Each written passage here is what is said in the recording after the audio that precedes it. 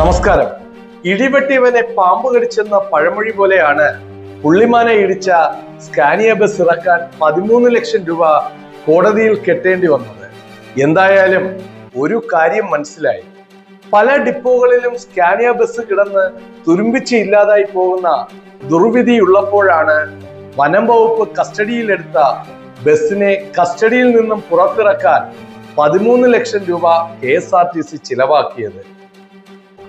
നഷ്ടത്തിലോടുന്ന KSRTC bus ലാഭത്തിലോടാൻ വേണ്ടി പെടാപ്പാടുപെട്ട് ഓടുമ്പോഴാണ് Thiruvananthapuram Bengaluru service നടത്തുന്ന KSRTC ബസ്സിൽ ഭീമൻ തുക കെട്ടേണ്ടി വന്നത്. നമ്മൾ ഓർക്കേണ്ടത്, വനമേഖലയിലൂടെ വാഹനങ്ങൾക്ക് സഞ്ചരിക്കാൻ റോഡ് ഉണ്ടാക്കിയത് കൊണ്ടല്ലേ പുള്ളിമാനെ ബസ് ഇടിച്ചത്. ഇത്രയും വലിയ കേസെടുത്ത വനംവകുപ്പ് ഒരു കാര്യം ചിന്തിക്കണം. വനമേഖലയിലൂടെ വാഹനം സഞ്ചരിക്കുന്നതിനുള്ള അനുമതി നൽകിയത് വനംവകുപ്പാണ്. അങ്ങനെ നോക്കുമ്പോൾ കേസെടുത്ത വനംവകുപ്പിനും ഇല്ലേ മാൻവേട്ടയിൽ പങ്ക്? നമ്മുടെ പ്രേക്ഷകർ ആരെങ്കിലും ഈ വനമേഖലയിലൂടെ സഞ്ചരിക്കുമ്പോൾ പ്രത്യേക ശ്രദ്ധ വച്ച് വേണം സഞ്ചരിക്കാൻ. അല്ലെങ്കിൽ അറിയാലോ നമ്മുടെ വനംവകുപ്പിന്റെ നിയമങ്ങൾ.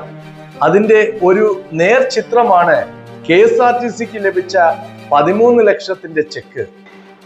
കേസിനാസ്പദമായ സംഭവം നടന്നത് കഴിഞ്ഞ മാസം 19-ന് മുത്തങ്ങയ്ക്കടുത്ത് ഏടത്തറയിൽ വനപാതയിൽ റോഡിന് കുറുകെ എത്തിയ മാനിനെ ബസ് ഇടിക്കുകയായിരുന്നു.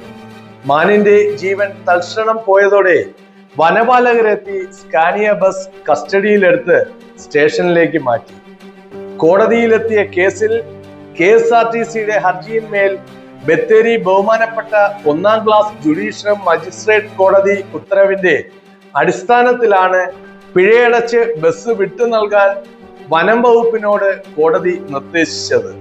ഇതനുസരിച്ച് ബോണ്ട് തുക KSRTC അധികൃതർ കോടതിയിൽ കെട്ടിവെച്ച് ബസ് ഇറക്കിയത്.